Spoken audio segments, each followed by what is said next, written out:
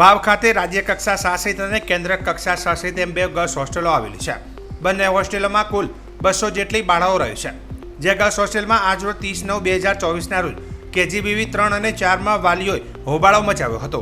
જેમાં વાલીઓ સહિત વિદ્યાર્થીઓએ ગૃહમાતાની કામગીરી તેમજ વિદ્યાર્થીઓને ટોર્ચર કરવામાં આવતી હોવાના આક્ષેપો કર્યા હતા. તેમજ વાલીઓ દ્વારા વિદ્યાર્થીનીઓને આરોગ્યની લઈને ગર્લ્સ હોસ્ટેલમાં ધ્યાન ન રાખતા હોવાના પણ આક્ષેપ કર્યા હતા. વધુમાં હોસ્ટેલથી માંડી જિલ્લા કક્ષાના અધિકારીઓની મિલીભગતથી ભ્રષ્ટાચાર થયા હોવાનો આક્ષેપ પણ કર્યો હતો.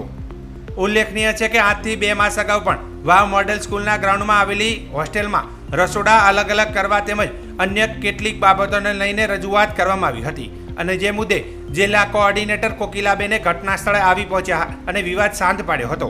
જોકે વાલીઓ અને વિદ્યાર્થીઓના આક્ષેપોથી મામલો ઉગ્ર બન્યો છે. ત્યારે વાલીઓએ જણાવ્યું હતું કે અમારા મુદ્દાઓને ધ્યાનમાં નહીં લેવામાં આવે તો આગામી સમયમાં હોસ્ટેલને તાળાબંધી કરવાની પણ ચીમકી હાલ ઉચ્ચારી હતી. ઓકે, અમારે જમવાનું મેનુ પ્રમાણે હોતું નથી. જમવાનું ખાવાનું અમને એવું ભાવતું નથી. અમને બેનને રજૂઆત કરીએ છીએ તો બેન કહે છે એવું જ ખાઈ લો જેવું હોય એવું, અને બેન અલગ કરીને ખાવાનું ખાય છે. અને કપડાં બેનને રોજ ધોવાના, અમને કે અઠવાડિયામાં 2 વાર ધોવાના ખાલી કપડાં, અને સફાઈ રોજ 12 વાગે સુધી કરાવે રવિવારની, અને કપડાં રવિવારે ધોવાના. સાફ સફાઈ એટલે શેની સાફ સફાઈ કરે? બહારની આખા મેદાનની સફાઈ કરાવે બહારની. બરોબર. ને બીજું કોઈ કંઈ ખડ ઉપડાવે. બીજું કોઈ તમારે કોઈ પ્રોબ્લેમ? બીમાર હોય તો ફોન નથી કરી આલતા. સરકારી દવાખાનામાં જ્યાં ફેર ના પડે ને તો કે વાલીને બોલાવે. વાલીને ફોન વાત બીજી કરાવે ખરા? ના, વાલીને ફોન કરી આલે ને કાકા તો બેન બોલે છે કાકાને. ઓકે. મારી બીબલી બીમાર હતી. કોઈ હોસ્ટેલમાં કોઈ પરસ્પુરિશ કરી નહીં. 2 દિવસથી મને જાણ કરી નથી. તે પાસે શિક્ષકે ફોન કર્યો, ભાઈ તમારી બીબલી બીમાર છે, બહુ પેટમાં દુખે છે, તો તમે હું 4:30 વાગે ત્યાં આવ્યો શાળામાં, પાસે 5 વાગે લઈને દો ઘટી હોસ્પિટલમાં. અહીંયાથી ઘેર ગયો 12:30 વાગે. સાહેબે કીધું કે ભૂરાભાઈ કે તમારી બીબલીને બહુ કે પેટમાં દુખા ઓલા ઓપીડીને લીધે લેવલનો તે પાસે કે આનાથી દુખાવો વધારે ઉપર ગયો હતો. તો પછી મેં રિપોર્ટ કરાવીને પાછા ઘેર ગયો, રાત 12 વાગે ગયો, પણ કોઈ ત્યાં સુધી દીપિકાબેન પરસ્પુરિશ કોઈ કરી નથી. હું આવ્યો મૂકવા પાછો બીજે દિવસે, તો બેન દીપિકાબેન બહાર નીકળ્યા હતા, હું કે બહાર હતી. અને આ બેનને કોઈ વાત ખબર નથી આ દીકરી બીમાર તો કેમ ફોન આપને ના કર્યો? આ બીબલીને કહો.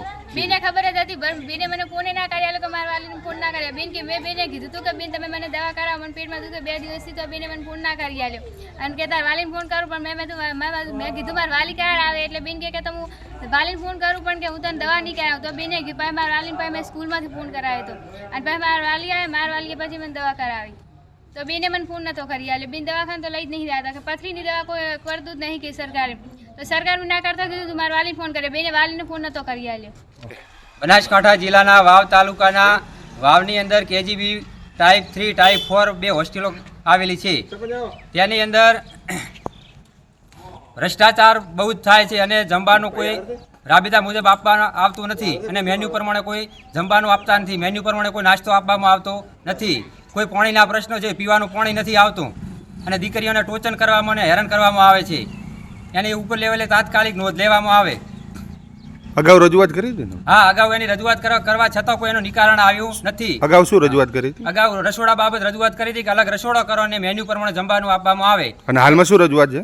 હાલમાં રસોડાની જરૂરત છે, મેન્યુ પ્રમાણે જમવામાં આવતું નહીં, રસોડું ભેગું કરી નાખ્યું છે. કેમ વારે વારે આ બધા પ્રશ્નો બને છે? હા, એટલે અમને ગ્રાન્ટો ખાવી છે, હા, બિલ ઉધારવા છે. KMC ની ક્યારે મીટિંગ કરવામાં આવતી નથી, અને DPO સાહેબને વાકે અમારે વ્યવહાર કરવો પડે, ઉપર કે હપ્તો હાલવો પડે છે. DPO સાહેબ ભ્રષ્ટાચાર કરાવે છે. હા, DPO સાહેબના પેટના ખાડા બુરાતા નથી. DPO કોણ છે હાલમાં?